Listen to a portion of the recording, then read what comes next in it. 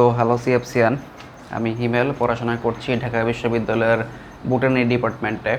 তো আজকে আমাদের এসএসসি বায়োলজি সিরিজের প্রথম ক্লাস আমরা শুরু করছি জীবন পাঠ।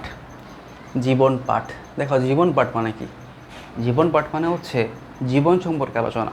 তো জীবন সম্পর্কে আলোচনা করার জন্যই আমরা পড়ি জীববিজ্ঞান। জীববিজ্ঞান মানে হচ্ছে জীবন সম্পর্কে আলোচনা, জীবন সম্পর্কে জ্ঞান বা বিজ্ঞান।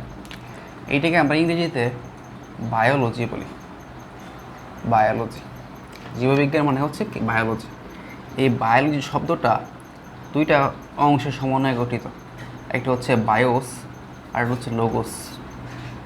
লোগোস, বায়োস মানে হচ্ছে জীবন, বায়োস মানে হচ্ছে জীবন, আর লোগোস মানে হচ্ছে জ্ঞান।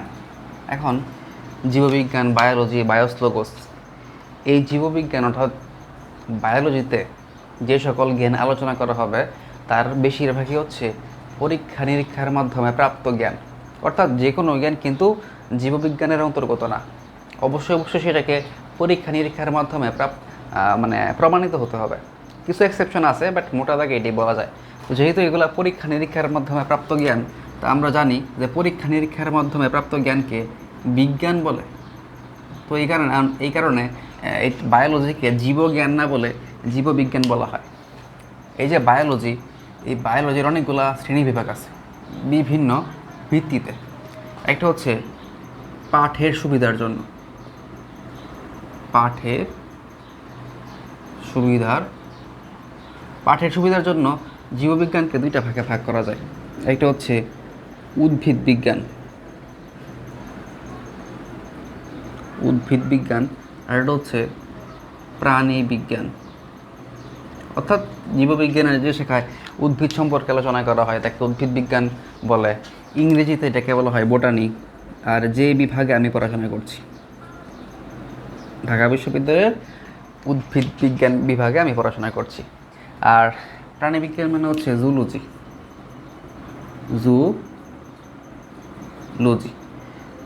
বুঝছো? আর এই যে বোটানি, এটাকে আবার ফাইটোলজিও বলা হয়, ফাইটোলজি। এখন পাঠের সুবিধার জন্য উদ্ভিদ বিজ্ঞান এবং প্রাণী বিজ্ঞানে ভাগ করা হয়। ইংরেজি হচ্ছে বোটানি বা ফাইটোলজি। দেখো, ফাইটো বা ফাইটো শব্দের অর্থ হচ্ছে উদ্ভিদ, আর লজি মানে তো আমরা বললাম জ্ঞান, অর্থাৎ উদ্ভিদ বিজ্ঞান। আর জু শব্দের অর্থ হচ্ছে প্রাণী, আর লজি মানে তো জ্ঞান, অর্থাৎ প্রাণী বিজ্ঞান। বুঝছো? এই যে প্রাণী বিজ্ঞান, এটার জনক হচ্ছে অ্যারিস্টটল। আর এই যে উদ্ভিদ বিজ্ঞান, এটার জনক হচ্ছে থিওফ্রাস্টাস। অর্থাৎ বিজ্ঞানী থিওফ্রাস্টাস উদ্ভিদ বিজ্ঞানের জনক, এবং প্রাণী বিজ্ঞানের জনক হচ্ছেন বিজ্ঞানী অ্যারিস্টটল। এখন তোমাকে যদি প্রশ্ন করে যে জীববিজ্ঞান বা বায়োলজির জনক কে, তাহলে সেটা হবে অ্যারিস্টটল। ঠিক আছে? তো এইগুলো আমরা পড়লাম। তো এইগুলো হচ্ছে, এই শ্রেণী বিভাগটা হচ্ছে পাঠের সুবিধার জন্য। দেখবে ইন্টারমিডিয়েটে উঠলে তোমাদের বায়োলজি দুইটা পেপার থাকবে। একটা থাকবে ফার্স্ট পেপার, সেকেন্ড পেপার। প্রথম পেপার হচ্ছে বোটানি, আর সেকেন্ড পেপার হচ্ছে জুলজি। ঠিক আছে? এটা ছিল পাঠের সুবিধার জন্য। আবার জীববিজ্ঞানকে প্রয়োজনের তাগিদেও দুই ভাগে ভাগ করা যায়। প্রয়োজনের তাগিদে জীববিজ্ঞানকে দুই ভাগে ভাগ করা যায়। একটা হচ্ছে ভৌত জীববিজ্ঞান,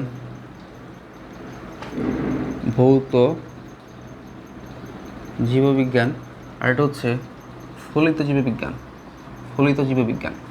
এখন ভৌত জীববিজ্ঞান মানে কি? ভৌত জীববিজ্ঞান মানে হচ্ছে থিওরিটিক্যাল বায়োলজি,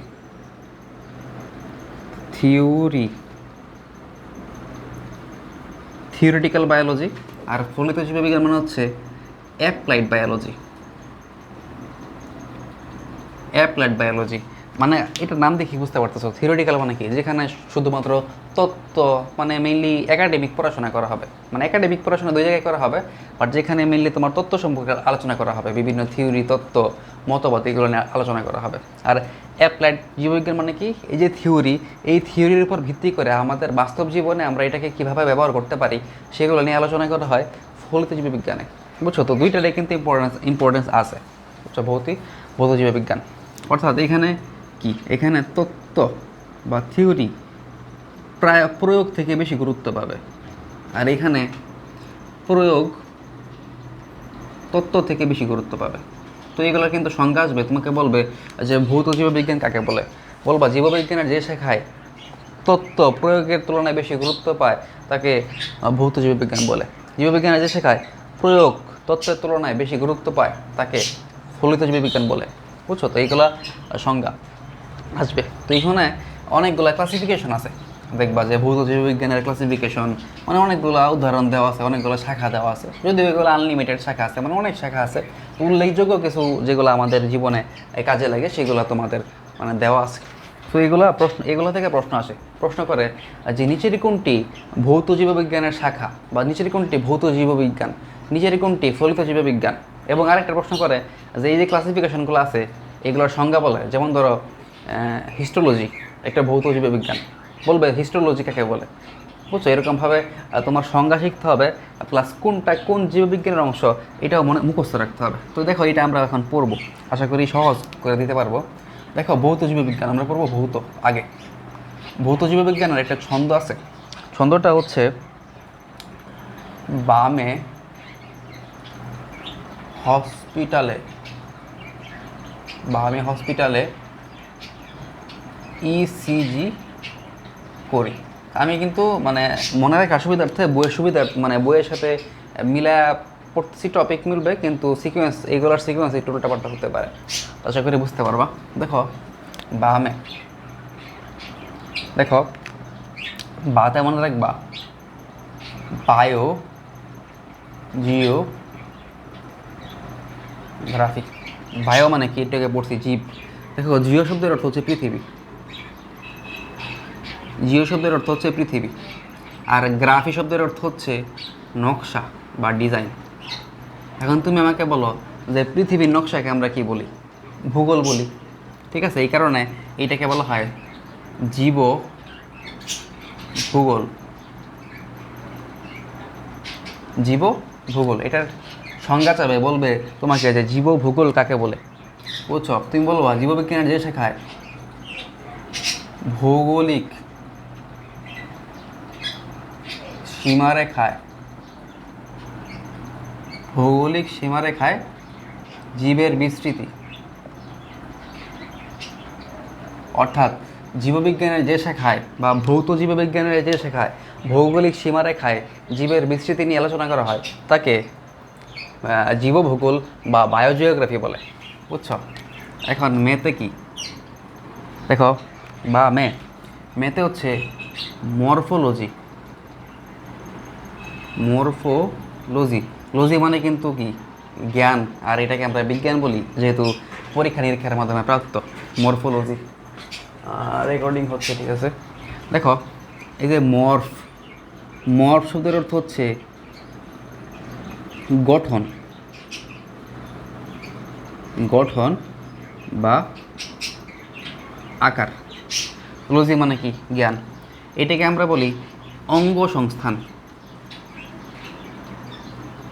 কেন এটাকে অঙ্গ সংস্থান বলি? দেখো এটা কি ভৌত জীববিজ্ঞানের অংশ।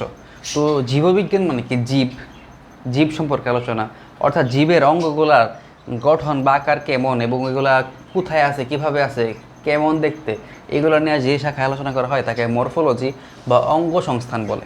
বুঝছো? অঙ্গ সংস্থান বা মরফোলজি। এই মরফোলজির দুইটা শাখা আছে, একটা হচ্ছে এক্সটার্নাল আরেকটা হচ্ছে ইন্টারনাল। এখন দেখো আমরা বলছি যে অঙ্গ সংস্থান, অঙ্গগুলার গঠন আকার কীভাবে আছে কেমন। এখন আমাদের যে অঙ্গগুলো আছে দেখো তো, কিছু আছে বাহ্যিক অঙ্গ যেগুলো বাইরে থাকে দেখা যায়, চুল, নখ, হাত, এগুলো বাহ্যিক অঙ্গ। আবার আমাদের কিন্তু অভ্যন্তরীণ অঙ্গ আছে, যেমন ধরো কি হার্ট, কিডনি। এখন আমরা যদি মরফোলজি পড়ি, অঙ্গ সংস্থান শুধুমাত্র কি বাইরেরগুলো পড়লে হবে? ভিতরেরগুলো পড়তে হবে। এই কারণে আমাদের অঙ্গগুলো যেহেতু বাইরেও আছে ভিতরেও আছে, এই কারণে মরফোলজিকে দুইটা ভাগে ভাগ করা হচ্ছে। একটা হচ্ছে এক্সটার্নাল মরফোলজি বা বহি অঙ্গ সংস্থান, আর একটা হচ্ছে ইন্টারনাল মরফোলজি বা অন্ত অঙ্গ সংস্থান বা অভ্যন্তরীণ অঙ্গ সংস্থান। অর্থাৎ এক্সটার্নাল মরফোলজিতে আমাদের বাহ্যিক অঙ্গগুলো সম্পর্কে আলোচনা করা হবে এবং ইন্টারনালে আমাদের অভ্যন্তরীণ অঙ্গগুলোকে আলোচনা করা হবে, মানে অঙ্গগুলো নিয়ে আলোচনা করা হবে। অভ্যন্তরীণ অঙ্গকে ভিসেরাল অর্গান বলা হয়, এটা মুখস্থ রাখতে পারো। অভ্যন্তরীণ অঙ্গকে ভিসেরাল অর্গান বলা হয়, ভিসেরাল অর্গান বলা হয়, যদি এটা বইয়ে নাই। ঠিক আছে, তো এতটুকু মুখস্থ রাখলেই চলবে। দেখো বামে, তারপর হসপিটালে, হসপিটালে হতে মনে রাখবা হিস্টোলজি, হিস্টোলজি, এটাকে আবার হিস্টোলজি বলা হয়। দেখো হিস্টো শব্দের অর্থ হচ্ছে টিস্যু বা কলা। এখন টিস্যু বা কলা জিনিসটা কি? টিস্যু বা কলা আশা করি পরে আসছে। টিস্যু, টিস্যু মানে কি? অনেকগুলো কোষ একত্রিত হয়ে যদি একই ধরনের কাজ করে তখন তাকে টিস্যু বা কলা বলা হয়। যেমন একটা ত্বক একটা টিস্যু, আবার আমাদের এই যে হাড় কিন্তু একটা টিস্যু, অস্থি টিস্যু, আবার আমাদের নখ একটা টিস্যু, এক টাইপের টিস্যু, আবার আমাদের চুল এক টাইপের টিস্যু, আমাদের দাঁত এক টাইপের টিস্যু। তো এরকমভাবে অনেকগুলা সিমিলার টাইপ অফ কোষ, একই রকমের কোষ যখন একত্রিত হয়ে একই ধরনের কাজ করে তখন তাকে টিস্যু বা কলা বলা হয়। যেমন পেশি টিস্যু। ঠিক আছে, বুঝছো? আশা করি এগুলো বুঝতে পারবা। অর্থাৎ জীববিজ্ঞানের যে শেখায় টিস্যুর, জীববিজ্ঞানে যে শেখায় টিস্যু বা কলার, বুঝছো? বা টিস্যু বলতে পারো, কলা বলতে পারো, টিস্যুই বলি আমরা। জীববিজ্ঞানে যে শেখায় টিস্যুর আকার, গঠন, অবস্থান বা কি গঠন, বিন্যাস, কার্যাবলী, এটা বলে গেছি। টিস্যুর গঠন, বিন্যাস, কার্যাবলী, অর্থাৎ জীববিজ্ঞানে যে শেখায় টিস্যুর গঠন, বিন্যাস এবং কার্যাবলী নিয়ে আলোচনা করা হয় তাকে হিস্টোলজি বা টিস্যুবিদ্যা বলে। যেহেতু বইয়ে হিস্টোলজি দেওয়া আছে তাই তোমাদেরকে অন্য নামে দিবে না, এই হিস্টোলজি সম্পর্কেই মানে নামে দিবে। আশা করি এটা ক্লিয়ার হয়েছে। ঠিক আছে, মুছে ফেললাম। দেখো বামে পড়লাম, হস পড়লাম, এখন শতে কি? দেখো শতে হচ্ছে সাইটোলজি। দেখো সাইট শব্দের অর্থ কি? সাইট শব্দের অর্থ পরিণত কোষ, তার মানে কোষ। আবার লজি মানে কি? বিদ্যা বা বিজ্ঞান, অর্থাৎ এটাকে আমরা বলবো কোষবিদ্যা। বুঝছো? এটা সিম্পল একেবারে। জীববিজ্ঞানে যে শেখায় কোষের, জীববিজ্ঞানে যে শেখায় কোষের গঠন, কোষের গঠন, তারপর বিন্যাস, তারপর বিভাজন, অর্থাৎ জীববিজ্ঞানে যে শেখায় কোষের গঠন, বিন্যাস, বিভাজন নিয়ে আলোচনা করা হয় তাকে সাইটোলজি বা কোষবিদ্যা বলে। আগেরটা ছিল কি? জীববিজ্ঞানে যে শেখায় টিস্যুর গঠন, বিন্যাস এবং অবস্থান নিয়ে আলোচনা করা হয়, গঠন, বিন্যাস, অবস্থান, তাকে বলা হতো কি? হিস্টোলজি বা টিস্যুবিদ্যা। আর এটা হচ্ছে গঠন, বিন্যাস, কার্যাবলী। আর এইখানে হচ্ছে গঠন, বিন্যাস, বিভাজন, কার্যাবলী, বিভাজন, এটা একটু খেয়াল রাখতে হবে। জীববিজ্ঞানে যে শেখায় কোষের গঠন, বিন্যাস এবং বিভাজন নিয়ে আলোচনা করা হয় তাকে সাইটোলজি বা কোষবিদ্যা বলে। আর জীববিজ্ঞানে যে শেখায় টিস্যুর গঠন, বিন্যাস এবং অবস্থান নিয়ে আলোচনা করা হয় তাকে কি বলে? হিস্টোলজি বা টিস্যুবিদ্যা বলে। কোষ দিয়ে কিন্তু টিস্যু হয়। সিম্পল জিনিস, আমি প্যাচ লাগাই বলতেছি, বুঝতে পেলি? আচ্ছা যাই হোক, তো এখন আমরা হস পড়লাম, পি পড়ব। পিতে মনে রাখবা ফিজিওলজি। ফিজিওলজি, দেখো ফিজিও বা ফিজিও শব্দের অর্থ কি? শারীর না বা শরীর। অর্থাৎ জীববিজ্ঞান যে শেখায় শরীর নিয়ে আলোচনা করা হয় বা আমাদের দেহ নিয়ে আলোচনা করা হয় তাকে কি বলা হবে? শারীর তত্ত্ব। এটাকে আমরা শারীর তত্ত্ব বা শারীরবিদ্যাও বলতে পারি, ইচ্ছা অনেকভাবে আসতে পারে। ফিজিওলজি অর্থাৎ দেখো এটা সঙ্গে যেভাবে দিবা, এইটা হচ্ছে শরীর বৃত্তীয় প্লাস জৈব রাসায়নিক। অর্থাৎ জীববিজ্ঞানে যে শেখায় জীবের শারীরবৃত্তীয় এবং জৈব রাসায়নিক বিষয়গুলো নিয়ে আলোচনা করা হয় তাকে ফিজিওলজি বা শারীরবিদ্যা বলে বা শারীরতত্ত্ব বলতে পারো। জীববিজ্ঞানে যে শেখায় জীবের শরীরবৃত্তীয় বা শারীরবৃত্তীয় বলতে পারো। জীববিজ্ঞানে যে শেখায় জীবের শারীরবৃত্তীয় এবং জৈব রাসায়নিক বিষয়গুলো নিয়ে আলোচনা করা হয় তাকে শারীরবিদ্যা বা ফিজিওলজি বলে। দেখো এখানে কিছু একটা প্রক্রিয়া আছে, এগুলো খেয়াল রাখতে হবে। যেমন ধরো রেচন, রেচন কিন্তু একটা কি শারীরবৃত্তীয় প্রক্রিয়া। আবার পৃথিবীর সবচেয়ে গুরুত্বপূর্ণ দুইটা জৈব রাসায়নিক প্রক্রিয়া হচ্ছে সালোক সংশ্লেষণ, সালোক সংশ্লেষণ এবং শোষণ। অর্থাৎ পৃথিবীর সবচেয়ে গুরুত্বপূর্ণ দুইটা শারীরতাত্ত্বিক জৈব রাসায়নিক বিক্রিয়া হচ্ছে সালোক সংশ্লেষণ এবং শোষণ।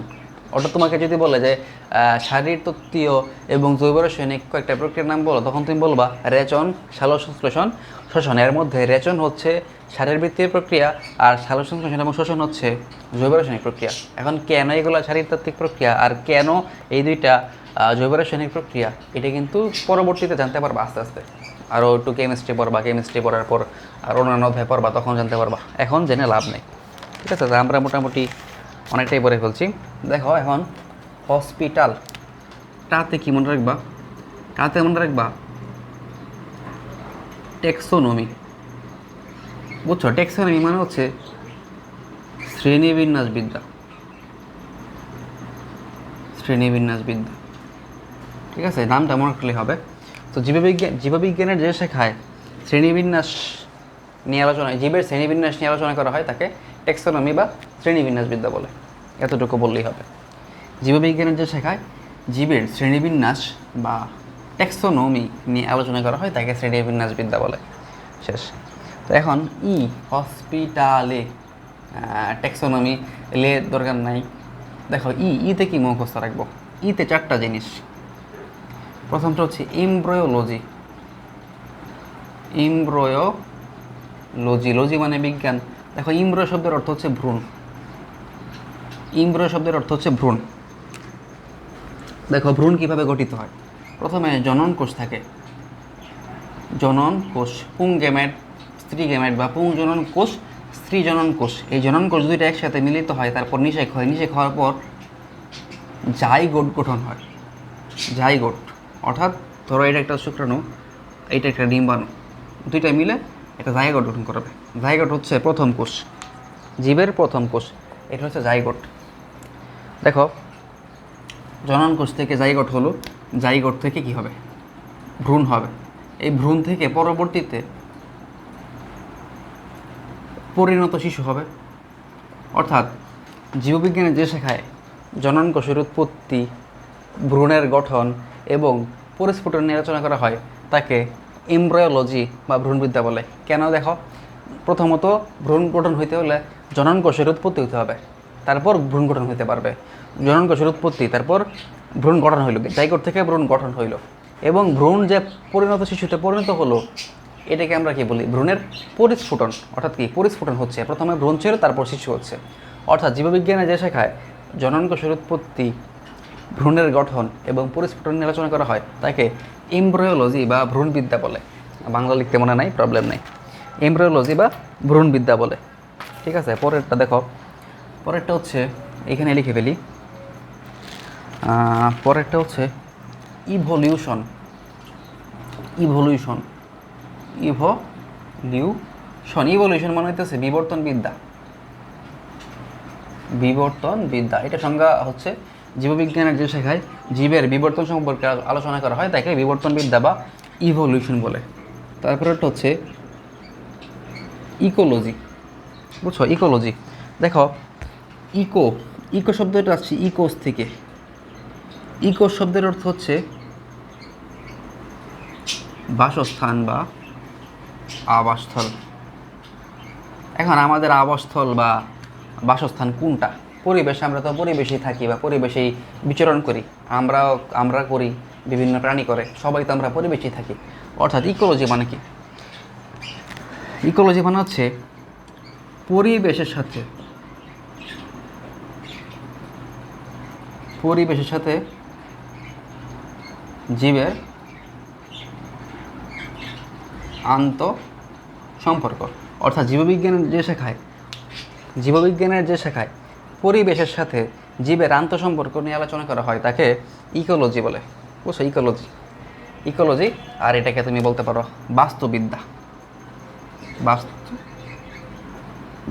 যেহেতু এটাকে মানে যেহেতু ইকো শব্দের অর্থ বাসস্থান, তাই এটাকে বলা হয় বাস্তুবিদ্যা। আর যেহেতু আমরা পরিবেশে বসবাস করি বা পরিবেশে আমাদের আবাসস্থল, তাই পরিবেশের সাথে জীবের আন্তঃসম্পর্ক জীববিজ্ঞানে যে শেখা আলোচনা করা হয় তাকে ইকোলজি বলে।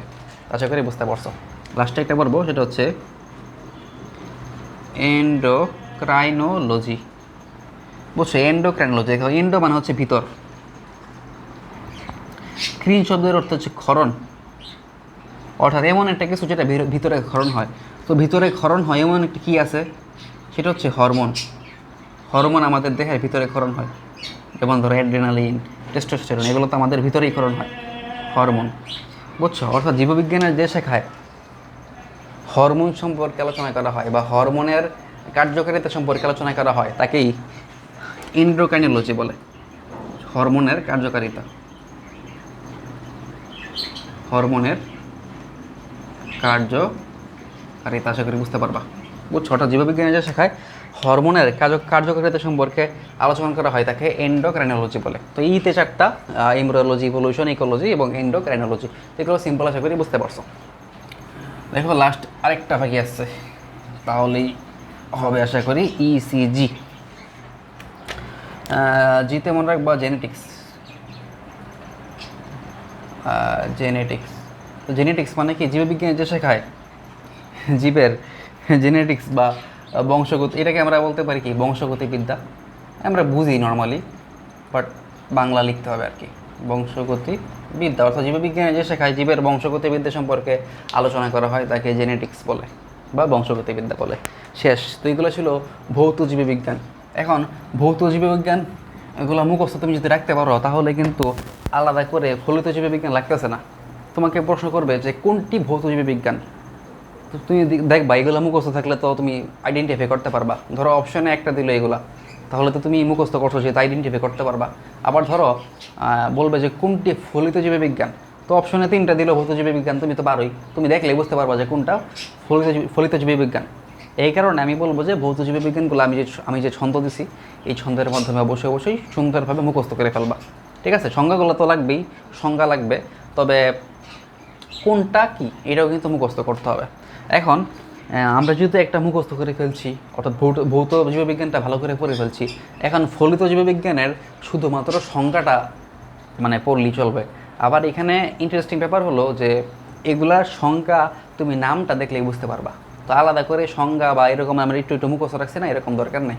এটা আরও সিম্পল, জাস্ট আমি নামগুলো লিখবো আর একটু ধারণা দিব, তাহলে তুমি নিজেই পারবা। ঠিক আছে, তো এইগুলা তেমন একটা গুরুত্বপূর্ণ না। ঠিক আছে, প্রথমে দেখো মৎস্য বিজ্ঞান।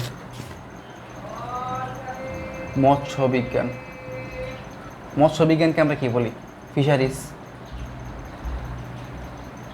অর্থাৎ জীববিজ্ঞানের, অর্থাৎ ফলিত জীববিজ্ঞানের যে শেখায় মাছ সম্পর্কে আলোচনা করা হয় তাকে কি বলা হয়? তাকে বলা হয় ফিশারিজ। তো এগুলো নাম দেখলেই বুঝতে পারা যায়। দেখো জীব পরিসংখ্যান বিদ্যা, জীব পরিসংখ্যান বিদ্যা। দেখো জীব মানে কি, আমরা পড়ছি বায়ো মানে কি জীব, আর পরিসংখ্যান বিদ্যা মানে কি? পরিসংখ্যান ইংরেজি হচ্ছে স্ট্যাটিস্টিক্স, অর্থাৎ বায়োস্ট্যাটিস্টিক্স মানে কি জীব পরিসংখ্যান বিদ্যা। তো আমি সংজ্ঞাগুলো বলবো না, সংজ্ঞাগুলো তুমি নাম দেখলে বুঝতে পারবে আশা করি। এগুলো সংজ্ঞা বইয়ে ওইরকমভাবে দেওয়া নাই, দরকারও নাই। ঠিক আছে, জীব পরিসংখ্যান বিদ্যা। তারপর দেখো পরজীবী বিদ্যা,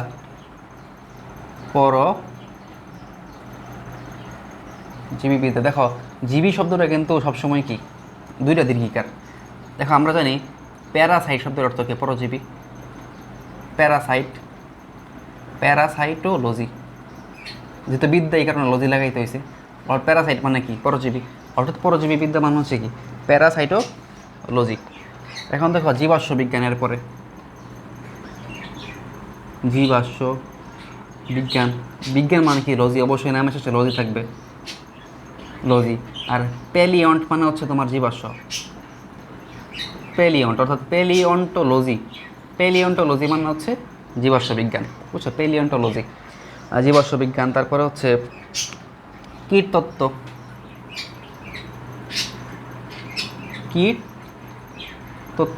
দেখো কীট শব্দের অর্থ হচ্ছে এন্টোমো মানে হচ্ছে কীট, লজি, লজি মানে কিন্তু তত্ত্ব বিজ্ঞান যেটাই বলতে পারো, জ্ঞান, জ্ঞান থাকলে হচ্ছে লজি, বুঝছো? তো এই কীটতত্ত্ব মানে হচ্ছে এন্টোমোলজি। এরপর হচ্ছে অণুজীব বিজ্ঞান, অণুজীব বিজ্ঞান। অণুজীব মানে কি? Microbiology, micro biology. জীববিজ্ঞান মানে কি? বায়োলজি। আর অণুজীব, অণু মানে কি? অণু মানে হচ্ছে মাইক্রো, ছোটো ছোটো যেগুলোতে ধরো ব্যাকটেরিয়া, ভাইরাস, এগুলো সম্পর্কে আলোচনা করা হয়, তাকে বলা হয় কি? মাইক্রোবায়োলজি। ঠিক আছে, এগুলো কিন্তু কীটতত্ত্ব আমাদের ঢাকা ভার্সিটিতে আছে। এখানে নিয়ে তুমি চাইলে মানে পড়াশোনা করতে পারবে, আলাদা একটা তোমার ডিপার্টমেন্টে আছে, মৎস্য বিজ্ঞান, ফিশারিজ ডিপার্টমেন্ট আছে। ঠিক আছে, তো এরপর অণুজীব বিজ্ঞান, কৃষি বিজ্ঞান, কৃষি বিজ্ঞান, এটা তো এগ্রিকালচার, এগ্রিকালচার, বুঝছো? এগুলো আর আলাদা খুব একটা গুরুত্বপূর্ণ না, আমি জাস্ট ফর্মালিটি মেনটেন করে সব কিছু পড়াচ্ছি, যাতে করে তোমরা মানে ক্লাসেই সব কিছু পেয়ে যাও। বই তোমার উল্টা দেখলে দেখবো সব কিছুই কাভার হয়ে গেছে ক্লাস থেকেই। এই কারণে আমি জাস্ট পড়াচ্ছি, না হলে এগুলা মানে বলে দিলেই হয়তো। ঠিক আছে, তারপর হচ্ছে কি? কৃষি বিজ্ঞান পড়ালাম। এখন চিকিৎসা বিজ্ঞান মানে কি? চিকিৎসা বিজ্ঞান মানে হচ্ছে মেডিকেল সায়েন্স। চিকিৎসা বিজ্ঞান মানে কি? মেডিকেল, SCIEN, চিকিৎসা বিজ্ঞান মানে হচ্ছে মেডিকেল সায়েন্স। পরে দেখো আর কি আছে? জিন প্রযুক্তি, আমরা পড়ছি জিন প্রযুক্তি একটু আগে আমরা পড়লাম। জিন প্রযুক্তি কি? জেনেটিক ইঞ্জিনিয়ারিং, জেনেটিক কি? হিন্দি জিন প্রযুক্তি মানে হচ্ছে জেনেটিক ইঞ্জিনিয়ারিং। এটাও একটা সাবজেক্ট আছে আমাদের মানে ভার্সিটিতে, সবচেয়ে মানে সবার আগে শেষ হয়ে যায়। দেখা যায় প্রথম 1000-এর মধ্যে যারা পায়, মানে চান্স পায়, তারাও এই সাবজেক্টটা পায় না। দেখা যায় 500-600 এরকম মেরিটেই শেষ হয়ে যায় এই মানে জেনেটিক ইঞ্জিনিয়ারিংটা। ঠিক আছে, তো রেকর্ড হচ্ছে। দেখো এরপরে কী আছে দেখি। এরপরে হচ্ছে প্রাণ রসায়ন, প্রাণ প্রাণ রসায়ন, প্রাণ রসায়ন, এটাকে আমরা বলি বায়োকেমিস্ট্রি। বায়োকেমিস্ট্রি, কেমিস্ট্রি মানে রসায়ন, আর প্রাণ মানে কি? বায়ো, যার জীবন আছে সেই তো জীব, তারই তো প্রাণ আছে, অর্থাৎ এটাকে আমরা বায়োকেমিস্ট্রি বলতে পারি। আমাদের কিন্তু বায়োকেমিস্ট্রি পড়তে হয়। বায়োকেমিস্ট্রি আলাদা একটা ডিপার্টমেন্ট আছে, তবে আমাদের সেখানে ক্লাস করতে হয় এক্সট্রা ডিপার্টমেন্টাল ক্লাস হিসেবে। ঠিক আছে, এটা হচ্ছে কি? প্রাণ রসায়ন। পরবর্তীতে দেখো পরিবেশ বিজ্ঞান, এটা তো ইজি। পরিবেশ বিজ্ঞান, পরিবেশ ইংরেজি কি? Environment, environment. আর পরিবেশ বিজ্ঞান মানে হচ্ছে এনভায়রনমেন্টাল সায়েন্স, বুঝছো? পরিবেশ বিজ্ঞান মানে হচ্ছে এনভায়রনমেন্টাল সায়েন্স। পরবর্তীতে সামুদ্রিক বিজ্ঞান, সামুদ্রিক বিজ্ঞান, এটাকে বলা হয় মেরিন বায়োলজি, বা মেরিন বায়োলজি না, মেরিন বায়োলজি, সামুদ্রিক জীববিজ্ঞান, সামুদ্রিক জীববিজ্ঞান। সো আমাদের দেশে কিন্তু বাংলাদেশ মেরিটাইম একাডেমি নামে একটা একাডেমি আছে আলাদা, যেখানে শুধুমাত্র সমুদ্রে যে কার্যকলাপ এরকম বায়োলজি বা যে কোনো কিছু নিয়ে গবেষণা করা হয়। সো কেউ চাইলে এটাতেও ভর্তি পরীক্ষা দিয়ে ভর্তি হতে পারো। এটার ভর্তি পরীক্ষাটা আগে ভাগে হয়ে যায়। আমি আবেদন করে দেই, কারণ আমার ইচ্ছা ছিল না, তবে তোমরা হতে পারো মেরিন মেরিন ইঞ্জিনিয়ার হতে পারো চাইলে, জাহাজে থাকতে হয়, খুব ভালো বেতন আর কি। সো সামুদ্রিক জীববিজ্ঞান, মেরিন বায়োলজি। দেখো পরে হচ্ছে বনবিদ্যা, বন বিদ্যা, ফরেস্ট্রি। তো আমি ফরেস্ট্রি অ্যান্ড উড টেকনোলজি এই সাবজেক্টে খুলনা বিশ্ববিদ্যালয়ে চান্স পাইছিলাম। তো এখানে কিছুদিন ক্লাস করছি। তো ভালো একটা সেক্টর, এখান থেকে ফরেস্ট অফিসার হয়ে যায়, ভালো। তো ফরেস্ট্রি মানে হচ্ছে কি? বনবিদ্যা। বায়োটেকনোলজি, জীব প্রযুক্তি, জীব প্রযুক্তি, বায়োটেকনোলজি। তো বায়োটেকনোলজি খুবই ভালো একটা সাবজেক্ট, তবে বেশিরভাগ ক্ষেত্রে দেখা যায় যে এটা জেনেটিক ইঞ্জিনিয়ারিংয়ের সাথে একসাথে পড়ানো হয়, যেমন বায়োটেকনোলজি অ্যান্ড জেনেটিক ইঞ্জিনিয়ারিং। তো খুলনা বিশ্ববিদ্যালয়ে আমার মেরিটে এই সাবজেক্টটা আসতো, আমি যদিও ঢাকা বিশ্ববিদ্যালয়ে এসে পড়ছি। তো আমার বায়োটেকনোলজি অ্যান্ড জেনেটিক ইঞ্জিনিয়ারিং এটাও মানে আসতো। ঠিক আছে, এইটাও আসতো, তো মুছে ফেলি। জীব প্রযুক্তি, বায়োটেকনোলজি। সেগুলো হয়তো একটু বোরিং লাগতেছে, কিছু করার নাই, কারণ জাস্ট নামগুলো বুঝতে হবে, আর কিছু না। এই কারণে বোরিং লাগতেছে হয়তো, বা আমার নিজেরই বোরিং লাগতেছে। এখন দেখো ফার্মেসি। ফার্মেসি ফার্মেসির ইংরেজিও কিন্তু ফার্মেসি, বুঝছো? এটা হচ্ছে একটা ওষুধ বিজ্ঞান। এটাও একটা খুবই ভালো সাবজেক্ট। খুলনা বিশ্ববিদ্যালয়ে আমার মেরিটে আসতো, আর আমার বড় ভাই ফার্মেসি নিয়ে পড়াশোনা করছে। তো আমাদের যত, যেমন ধরো ওষুধ কোম্পানি আছে, যেমন স্কোয়ার, বেক্সিমকো, এগুলোতে ফার্মাসিস্ট নিয়োগ করা হয়। ওরা এখানে চাকরি করতে পারে। এবং বাংলাদেশের মধ্যে যে কোনো সাবজেক্টে চাকরির পরিমাণ ফার্মেসিতে অনেক বেশি, কারণ ওষুধ কোম্পানি আছে অনেক, প্লাস তোমার হেলথ সেক্টরেও তোমার জব আছে। আর বিদেশে তো ধরো মানে ফার্মাসিস্ট ছাড়া কেউ ওষুধ প্রেসক্রাইব করতে পারে না। বাংলাদেশে তো সিস্টেম হচ্ছে যে ডাক্তাররাই সব কিছু করে, ডাক্তাররা হচ্ছে অলরাউন্ডার। বাট বিদেশে, ইউরোপ কান্ট্রিতে বা আমেরিকাতে তুমি ফার্মাসিস্টের অনুমতি ছাড়া ওষুধ কিনতে পারবা না। ডাক্তার তোমাকে জাস্ট দেখবে, বাট ফার্মাসিস্ট তোমাকে ওষুধ দিবে। ঠিক আছে, এটা হওয়া উচিত, বাট বাংলাদেশে এটার মানে প্র্যাকটিস নাই, তবে হওয়া উচিত আর কি, বুঝছো? এটা হচ্ছে তারপর হচ্ছে বন্য প্রাণীবিদ্যা। বন্য প্রাণীবিদ্যা, এটাকে আমরা বলি ওয়াইল্ড লাইফ। বন্য প্রাণীবিদ্যা বা ওয়াইল্ড লাইফ। দেখো এরপর হচ্ছে কি, এটা বাংলা, ইংরেজিটা কি বাংলা করে দিছে, বায়ো ইনফরমেটিক্স। বায়ো ইনফরমেটিক্স, দেখো বায়ো মানে কি জীব, ইনফরমেটিক্স মানে কি তথ্য। অর্থাৎ কি, জীববিজ্ঞানের যে তথ্যগুলো, এগুলো সাজায় বা কীভাবে, গুছায় বা কীভাবে, কম্পিউটারে যে কাজ করে তথ্যগুলো নিয়ে, এই সেক্টরটা হচ্ছে বায়ো ইনফরমেটিক্স। তো এটা বায়ো ইনফরমেটিক্স, জীব তথ্য প্রযুক্তিবিদ্যা বলতে পারো, প্রবলেম নেই। আর যেহেতু এটা সংজ্ঞা দেওয়া নাই, তুমি যেটা দেবা সেটাই স্যার রাইট করতে বাধ্য, বুঝছো? আর যেটা সংজ্ঞা দেওয়া নাই সেটা আসার সম্ভাবনা কম আর কি। সো বায়ো ইনফরমেটিক্স, এগুলোই ছিল আমাদের, বুঝছো? এগুলোই ছিল আমাদের, কি বলবো, আজকে লেকচারটা কয় মিনিট হয়েছে? 32 মিনিট। তো আধা ঘন্টা করে চেষ্টা করি যে ক্লাস নিতে। সো এইটাই আমাদের আজকের লেকচারের শেষ টপিক ছিল। সো আমরা এই অধ্যায়ে এই লেকচারে পড়লাম, শুরুর দিকে কিছু ধারণা নিলাম, তারপর ভৌত জীববিজ্ঞান এবং ফলিত জীববিজ্ঞান সম্পর্কে কিছু আইডিয়া নিয়েছি। এর পরবর্তী ক্লাসে আমরা নেক্সট পার্টটুকু পড়বো, সেখানে শ্রেণীবিন্যাস নিয়ে আলোচনা করবো। অর্থাৎ আমরা যে ট্যাক্সোনমি পড়ছিলাম, ট্যাক্সোনমি বা শ্রেণীবিন্যাস বিদ্যা, সেই শ্রেণীবিন্যাস বিদ্যা নিয়ে আমরা আলোচনা করবো পরবর্তী ক্লাসে। তো ততক্ষণ পর্যন্ত ভালো থাকো, আর চেষ্টা করবো এই সিরিজটা কন্টিনিউ করতে। আল্লাহ হাফেজ।